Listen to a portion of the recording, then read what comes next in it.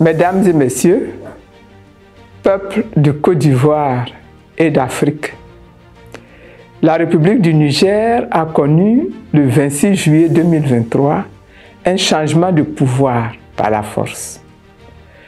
Le régime du président Mohamed Bazoum a été renversé par des militaires nigériens réunis au sein du Conseil national de sauvegarde de la patrie, CNSP, dont le chef est le général Abdourahmane Tiani.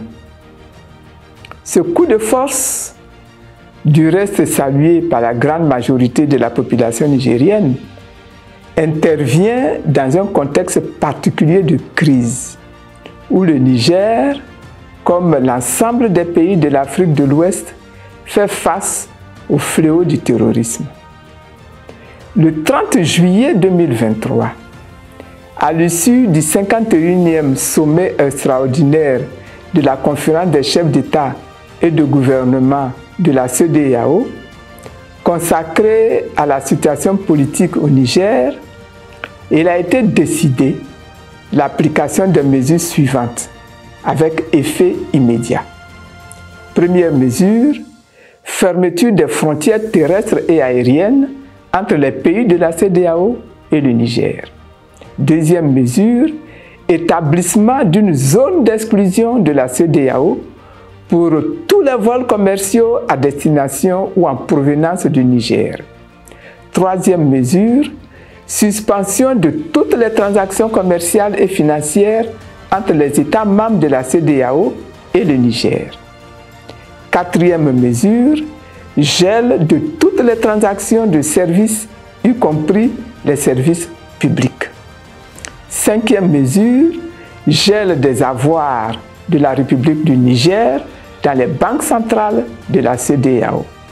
Sixième mesure, gel des avoirs de l'État du Niger ainsi que des entreprises publiques et parapubliques logées dans les banques commerciales.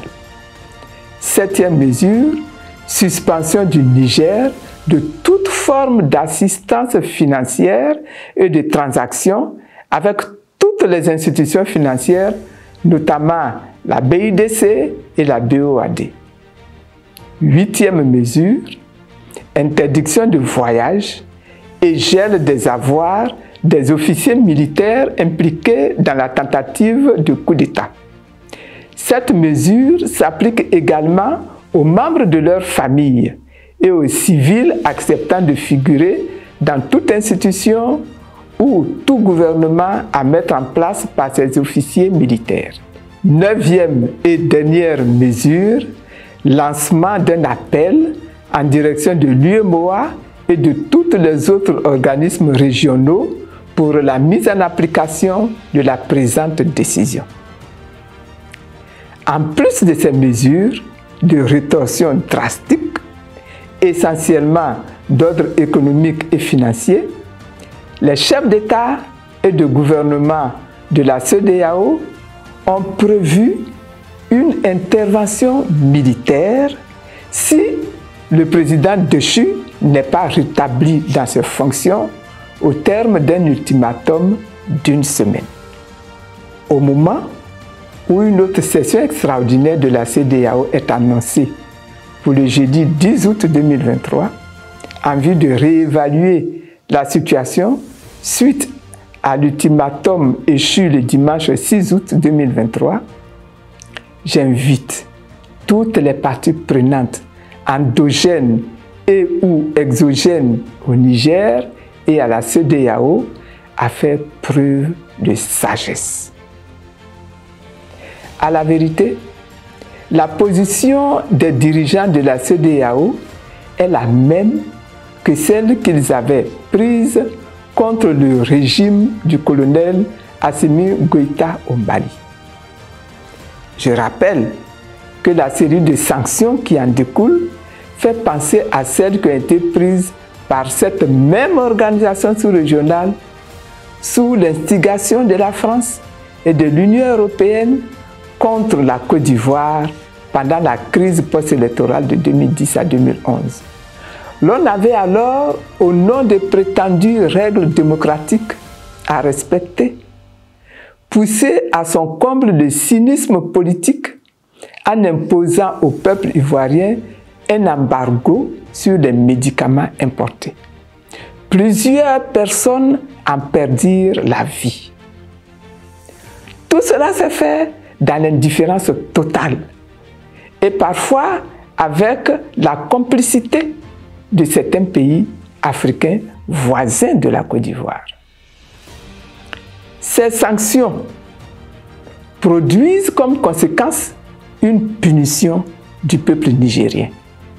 Leur sévérité et la rapidité avec laquelle elles ont été mises en œuvre inclinent à penser que l'on reproche aux forces vives du Niger leur soutien aux acteurs du coup d'État. Ces sanctions apparaissent ainsi comme une mise en garde contre toute volonté des peuples africains à lutter pour leur souveraineté.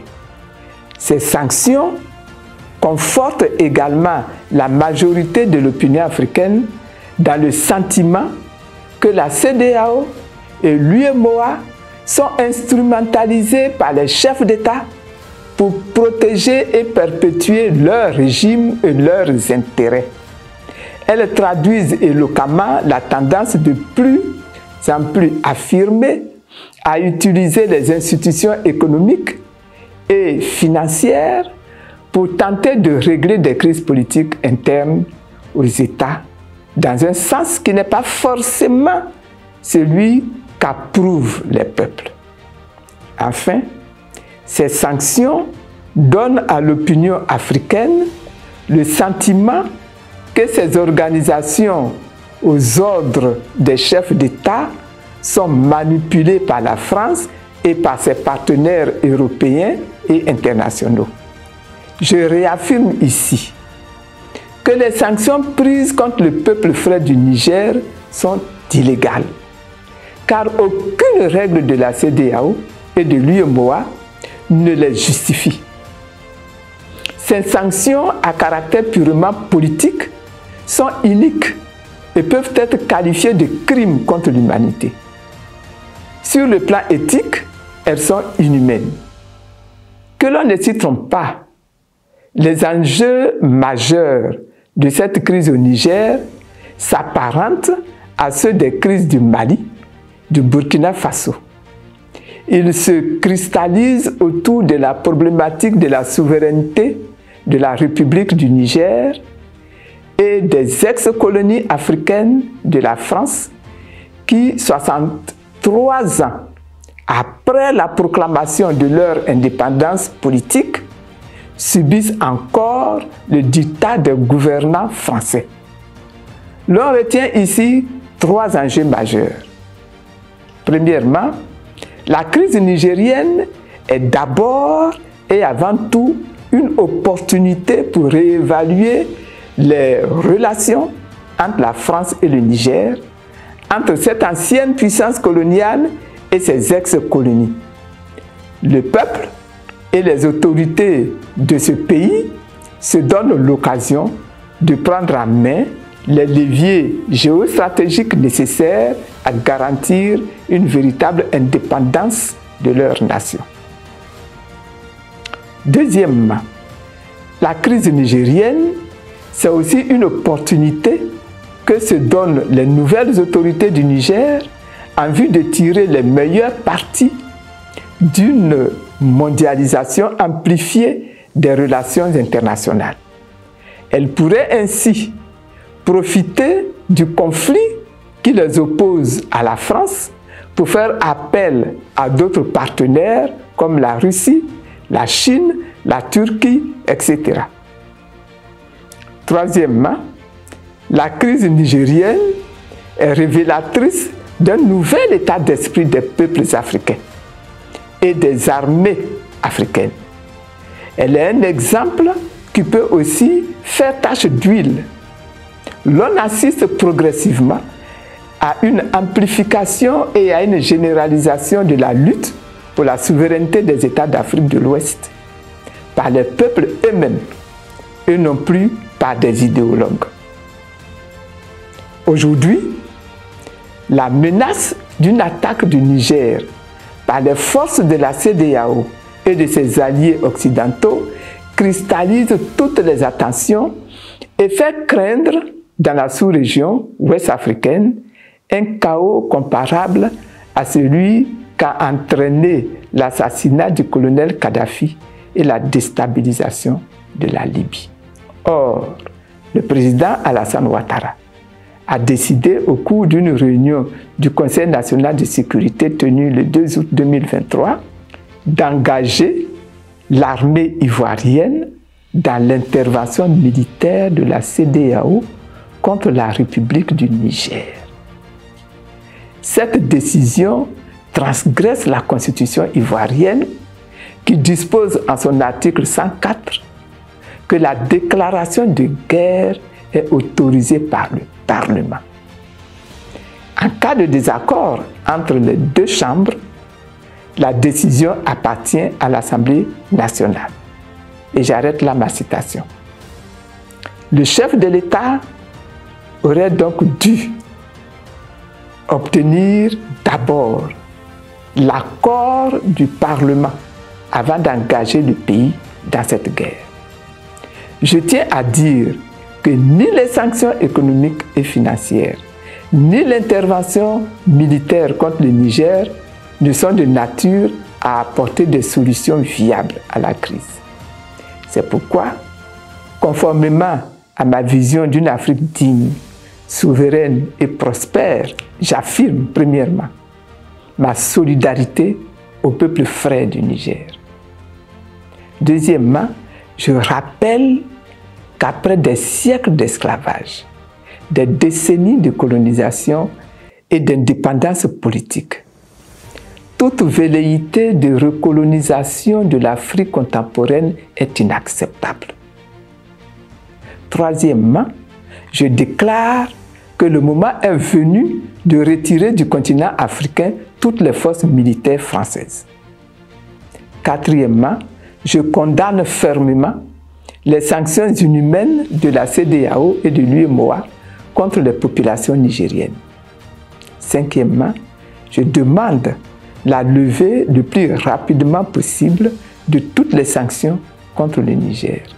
Sixièmement, j'interpelle la CEDEAO, la France, l'Union européenne, l'Union africaine et l'ONU sur leurs responsabilités quant à la dégradation de la situation humanitaire au Niger. Septièmement, cela est vrai, je réaffirme mon attachement aux principes démocratiques dans la conquête et l'exercice du pouvoir d'État. En conséquence, je suis contre toute forme de coup d'État, qu'il soit civil ou militaire.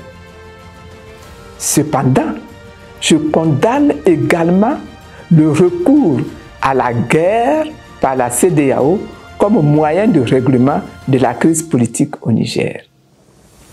Je voudrais faire partager ma conviction que seul le dialogue entre les protagonistes et les parties prenantes permettra de trouver une solution négociée et durable à cette crise. Je demande qu'à aucun moment l'armée de Côte d'Ivoire ne soit utilisée ni par l'État ivoirien ni par la CEDEAO pour mener une guerre au Niger contre l'armée nigérienne et le peuple nigérien. J'appelle tous les peuples amis épris de justice, de paix et de liberté à aider le Niger et à aider l'Afrique à s'assumer pleinement et à occuper la place qui leur revient de droit dans le concert des nations libres, démocratiques et souveraines. Que Dieu protège le Niger et que Dieu bénisse l'Afrique. Je vous remercie.